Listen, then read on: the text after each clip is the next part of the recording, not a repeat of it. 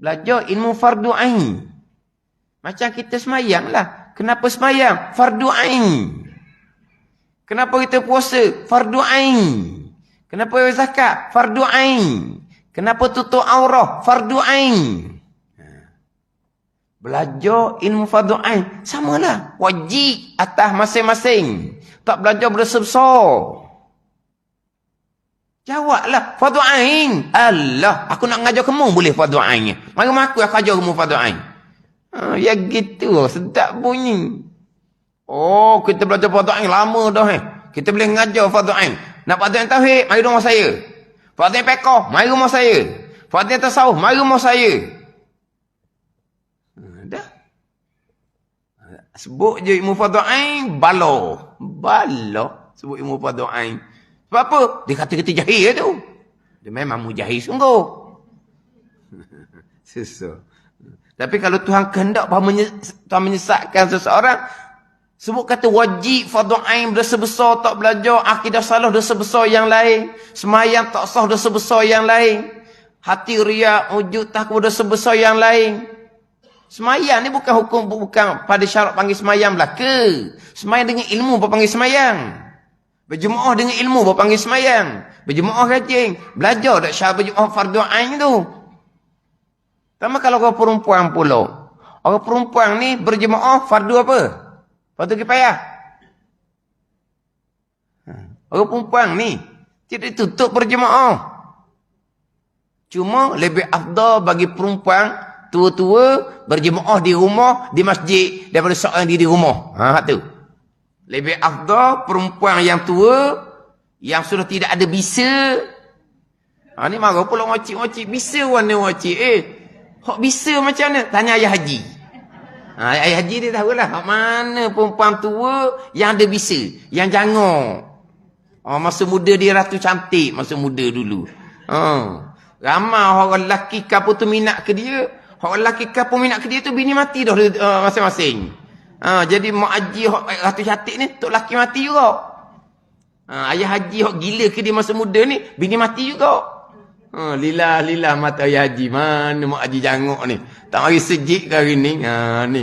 Ada bisa lah tu panggil.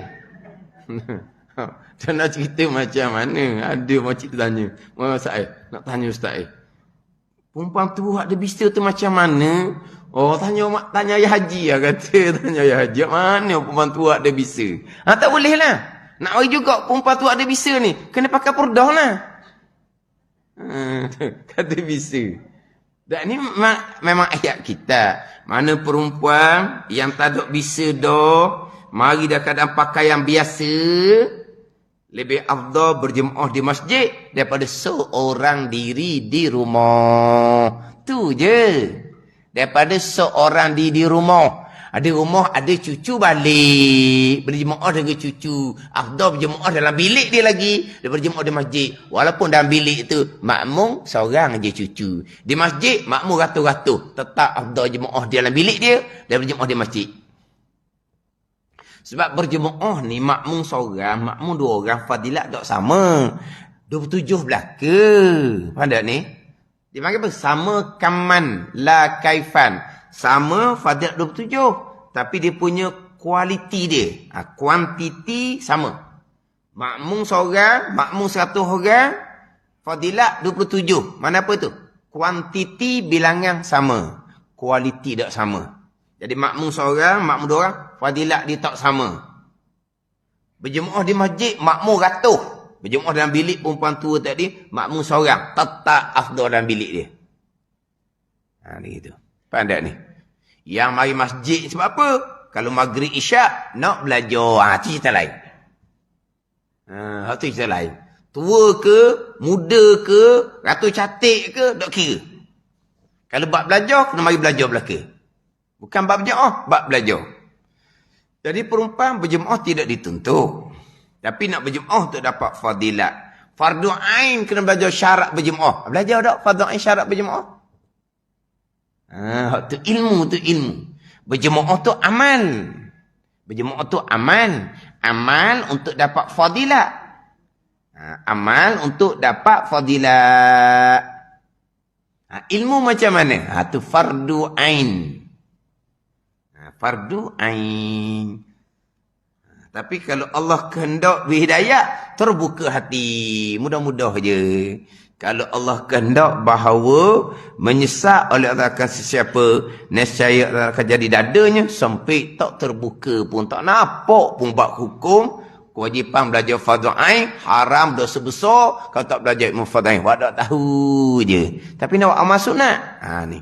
Itu kata bahagian masing-masing. Tuhan kehendak kebaikan, Tuhan akan buka dada dia. Tuhan kehendak kesesatan, Tuhan akan jadi dada sempit, tak terbuka. Macam ginilah. Semayang wajib, tak semayang dosa besar. Orang tak semayang, Tuhan tak buka hidayah. Dengar saja je. Samalah. Belajar fardu ain tu wajib, tak belajar berdosa besar. Dia dengar saja je. Samalah.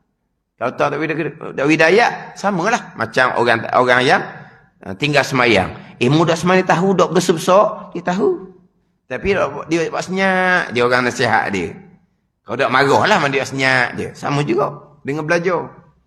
Nasihat pun buat senyap je. Kalau Tuhan kehendak bahawa Tuhan menyesatkan ke sesiapa. Allah juga yang menyesatkan.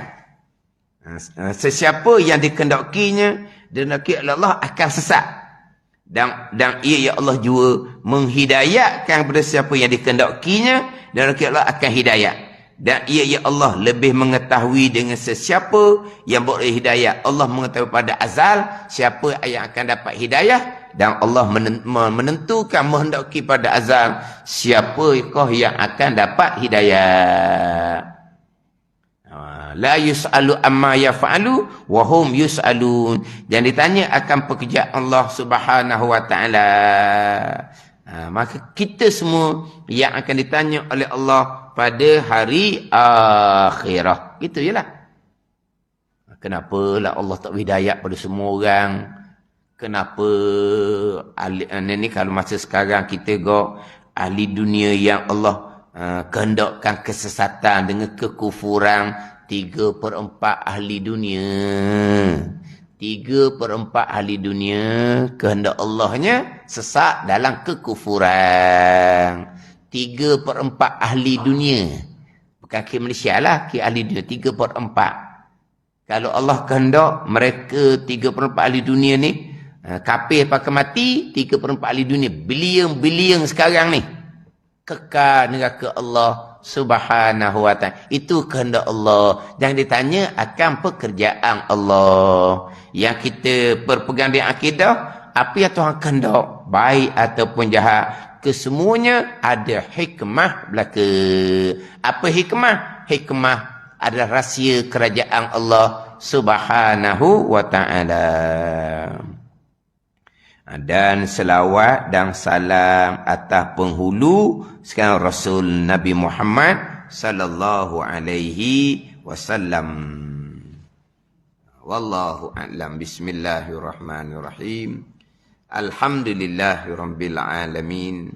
Wassalatu wassalamu ala sayyidil mursalin wa ala alihi wa sahbihi ajma'in. Allahumma ftah alaina futuhal arifin. Allahumma allimna ilma akdamin wa fahimna famas sabiqin warzuqna ruqat talibin. Allahumma zidna ilman wa alhiqna bis salihin. Wa sallallahu ala sayyidina Muhammadin wa ala alihi wa sahbihi wa sallam. Walhamdulillahi rabbil alamin.